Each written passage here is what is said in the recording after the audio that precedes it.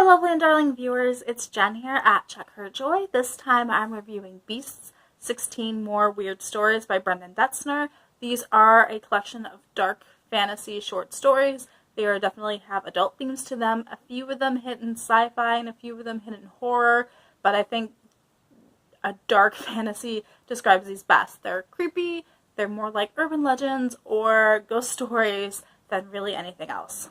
And fair warning on this review, since I did receive a free copy from the author in exchange for a fair and honest review. So, disclaimer.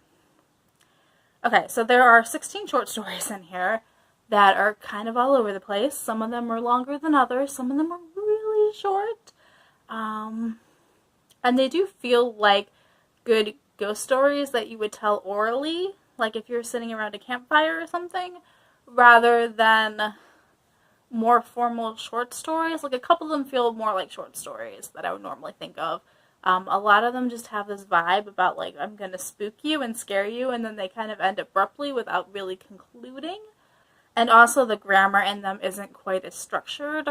It's a bit loose with that. Some of the sentences are run-ons. There's a couple places in here where I'm not sure if I maybe just got a review copy and I hope they got fixed, because it seemed like we were repeating words that didn't need to be repeated. Stuff that maybe would be more organic if you were telling it orally than if it were like reading Edgar Allan Poe. So not recommending this for grammar Nazis. It's definitely kicked me out of the story a few times when I noticed the grammar errors. But on the whole, most of these stories had this creepy, unsettling vibe to them. A lot of them had paranormal stuff happening in them. There were monsters. There were ghosts. There's a story about werewolves and a skeleton, and just, that's kind of the vibe I was getting from them. That's also the thing that I enjoy most, is these monster stories. So on the whole, I did enjoy these. They are dark and creepy, but they also have some really funny moments to a couple of these. A few of these had romances in them. There's a couple LGBT characters in here. On the whole, I gave most of these stories a 4 or 5 rating. My initial gut reaction when I finished the short story collection was a 3 out of 5 stars, though. I think it's mostly because the last story is kind of weak and definitely didn't resonate with me. So when I ended the short story collection, I was like, yeah, not great. But when I went through each story separately, I was like, on the whole, this is probably a 4-star rating to it.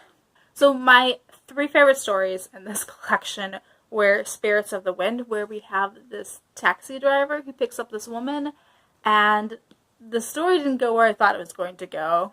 The taxi driver had a little bit extra going for him, but so did the woman he picks up. And there's definitely a romance element to this, and I enjoyed seeing where this story went. This is also one where it kind of ended abruptly, but I felt like it was mostly concluded, and it was more of just it can go anywhere from here rather than we didn't resolve the story. There was another one called PCFB, which is about a computer and an artificial intelligence that takes over and is working with this one human. Like, I need a little bit of help with maintenance, so I'm going to keep this one human alive. But what the computer and the AI actually want by the end of the story was really interesting and really surprised me, and I loved it. Like, I love sci-fi. So that one hit a very high note with me. And then the last of my 5-star ratings was Ebb Tide, which is definitely a ghost story. It's following this college student, this girl, whose boyfriend has gone missing.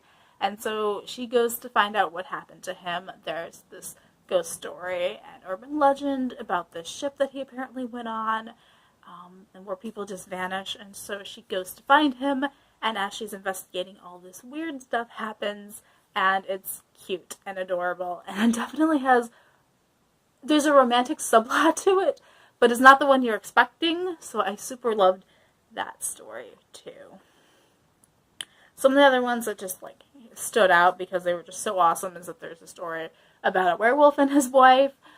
There is one about a skeleton that throws lavish parties but can't really enjoy them because he's a skeleton and, doesn't have all the human parts. Like, eating food is only so enjoyable when it just, falls out of you. One of the most interesting ones was Chupacabra versus Sasquatch, Variation 1 through 9. And so they are 9 very short snapshots of these different fights where we have a Chupacabra fighting a Sasquatch. And they hit all these different genres. Like one I remembered being like a noir story. They aren't the same Chupacabra and the same Sasquatch each time. Like the monsters aren't the same each time. These aren't the same two people fighting. But there is somewhere in each of these stories is a Chupacabra and a Sasquatch, and seeing where they show up and why they're fighting and how that fight goes down was really interesting. There is one story in here that absolutely just completely fell flat. It is called The Return of Uncle Hungary's Pizza Time Fun Band, and I almost feel like the title of the story is longer than the actual story. It was too short. It set up for something really amazing, but then didn't actually go anywhere. Like, I don't think there was any plot whatsoever in that story, and so I really hated that story. I'm just like, why? I want to know what happens? I want something to happen in this story. I'm giving it the 4 stars, but it's also, a lot of these were too quick and too fast, and weren't developed enough, and I wanted more. Like, there's a good premise in here. These are interesting characters. There's a cool plot happening. There's actually really nice fight scenes happening. There's suspense and everything, but, like, they just aren't always fulfilling enough. So, on the whole, I would actually recommend this if you like ghost stories and you like urban legends, and you are not in any way, shape, or form a grammar Nazi. If you like more oral stories, this might work. This is definitely not a collection that is good for everyone. These are definitely adult stories too, so if you can't handle more mature stories, also not great for you. So let me know in the comments below if you have read Beast's 16 More Weird Stories by Brendan Detzner. If you have read any of his other stories, what have you thought of them? Are there any similar stories that I might be interested in? I'm more interested in the monster aspect than the, like, creepypasta urban legend part of it. So peace out, I love you guys, and keep reading. Bye!